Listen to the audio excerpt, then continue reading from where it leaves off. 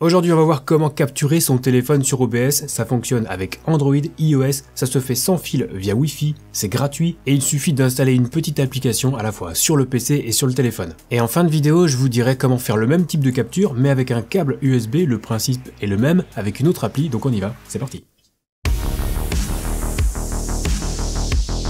Alors cette méthode a quelques limites, déjà, vu que ça va fonctionner en Wi-Fi, il faudra évidemment que vos appareils, donc téléphone et PC, soient connectés sur le même réseau. Deuxième point, c'est assez évident, mais je le précise quand même, plus le réseau sera stable, plus la capture le sera. Donc si vous êtes trop loin du routeur ou de la box, ça peut être gênant. Troisième point, toujours concernant la liaison sans fil, on peut tout à fait transporter la vidéo et aussi l'audio via cette méthode, mais notez qu'il y aura peut-être un petit peu de latence entre vos actions sur le téléphone et le résultat sur votre PC. Et enfin, pour la version fonctionnant avec le câble USB qu'on verra en fin de vidéo, pour le coup, ça sera payant. Mais après avoir écumé internet pendant plusieurs heures, j'ai constaté que toutes les applis de ce style qui permettent de faire un miroir de votre smartphone sur votre PC sont payantes à un moment ou à un autre. Du moins si on veut une capture avec l'audio. Donc à moins d'opter pour une carte de capture physique, qui n'aura pas besoin d'application pour fonctionner et pourra se récupérer directement sur OBS, il faudra se contenter de ça ou de la version sans fil gratuite. D'autant qu'une carte de capture avec les câbles appropriés, c'est pareil, ça a un coût. Et alors avant de vous montrer comment installer l'application, je vais quand même remercier le sponsor de cette vidéo qui est Owned. Owned qui a créé le plugin Owned Pro pour OBS que vous pouvez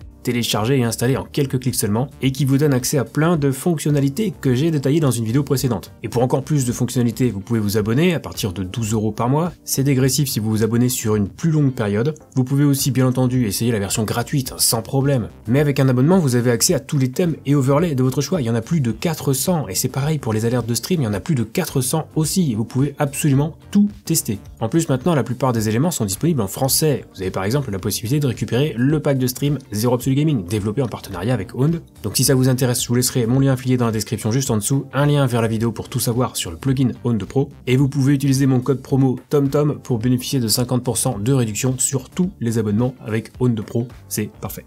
Donc j'ai retenu l'application Let's View pour capturer le téléphone, c'est je trouve la plus simple et on va l'installer à la fois sur le téléphone et sur l'ordi. Donc sur PC, vous trouverez le lien de téléchargement dans la description de la vidéo. Donc allez sur le site Let's View et cliquez sur le gros bouton pour télécharger l'appli sur votre PC, là il n'y a pas de surprise. Et ensuite vous n'aurez qu'à exécuter l'installeur. Attendez un petit peu et c'est tout. Vous pouvez d'ores et déjà lancer l'application. Il faudra peut-être simplement ajouter une exception au pare-feu de Windows, mais en théorie, on vous le proposera automatiquement. Et alors sur téléphone, dans le store de votre téléphone, que ce soit Android ou iPhone, cherchez l'application Let's View et installez-la. Une fois que c'est fait, vous pouvez lancer l'appli. Si vous êtes bien sur le même réseau Wi-Fi que votre PC et que vous avez lancé l'appli sur le PC, normalement ce dernier devrait apparaître sur votre téléphone. Exemple ici avec mon ordi qui s'appelle tout simplement Thomas, je clique dessus, ensuite je choisis mettre en miroir l'écran mobile, je valide le démarrage de la capture et c'est tout.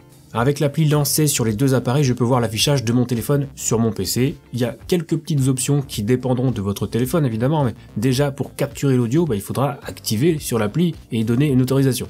Ensuite, on a plein de paramètres en cliquant sur l'icône Moi tout en bas à droite, puis sur le menu Paramètres. La résolution d'affichage de l'appli, la résolution de la mise en miroir, le mode de mise en miroir, une option pour choisir la source audio. Alors avec mon téléphone d'entrée de gamme, j'ai pas le choix, l'audio doit passer par le micro de mon téléphone. Ça veut dire que le son des jeux devrait être suffisamment fort pour être capté par le micro de mon téléphone. Et évidemment, si je fais du bruit à côté, ça sera aussi capté par le micro. Donc encore une fois, ça dépendra du modèle. Moi j'ai un Redmi Note 5 qui est assez vieux, qui est pas très puissant, mais vous voyez que ça fonctionne plutôt bien quand même. Il ne reste plus qu'à capturer tout ça et l'inclure dans une scène sur OBS. Et là aussi, c'est hyper simple. Sur OBS, on va simplement ajouter une source capture de fenêtre et aller chercher la fenêtre de l'appli Let's View, ni plus ni moins. C'est capturé automatiquement. On peut redimensionner la source comme on le veut, la repositionner. Et notez que si vous comptez utiliser votre smartphone en mode paysage, la capture de fenêtre bougera sur OBS. Donc pensez à bien régler sa position au préalable et évitez de changer l'orientation du téléphone en pleine capture. Et n'oubliez pas non plus que si vous voulez cacher une partie de la capture, vous pouvez rester appuyé sur la touche Alt du clavier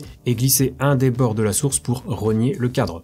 Et déjà rien que là, on a une solution gratuite et sans fil pour capturer son téléphone sur OBS. C'est plutôt cool. On peut d'ailleurs brancher le câble en même temps pour recharger le téléphone pendant qu'on l'utilise. Ça ne coupera pas l'appli et on peut aussi, pour ceux que ça intéresse, utiliser la connexion par câble pour faire la capture plutôt que de passer par le Wi-Fi. Alors malheureusement, cette solution nécessite un abonnement payant. Ça peut se faire avec l'appli Power Mirror. Le principe est exactement le même avec l'installation d'une appli sur le téléphone puis sur le PC. D'ailleurs, sachez que c'est la même boîte qui fait les deux applications, donc vous serez vraiment pas perdu en installant celle-ci. Là aussi, ça fonctionnera avec iOS et Android et vous avez le détail de ce qu'il faut faire pour que ça fonctionne avec le câble, parce que du coup il faut quelques étapes de plus. Par exemple sur Android il faudra accéder au mode développeur et activer le débogage débogage USB. Alors je vais pas détailler l'utilisation de l'appli ApowerMirror parce que c'est vraiment la même chose que Let's View, mais pour ceux qui voudraient essayer la version gratuite qui est limitée en temps, voici comment activer le débogage USB sur Android. Donc vous allez dans les paramètres du téléphone, puis dans la section à propos du téléphone, cliquez une dizaine de fois sur la version de votre téléphone. Alors chez moi il fallait le faire sur version MIUI. Quand le mode développeur sera confirmé, revenez à la page précédente et scrollez pour trouver le menu paramètres supplémentaires.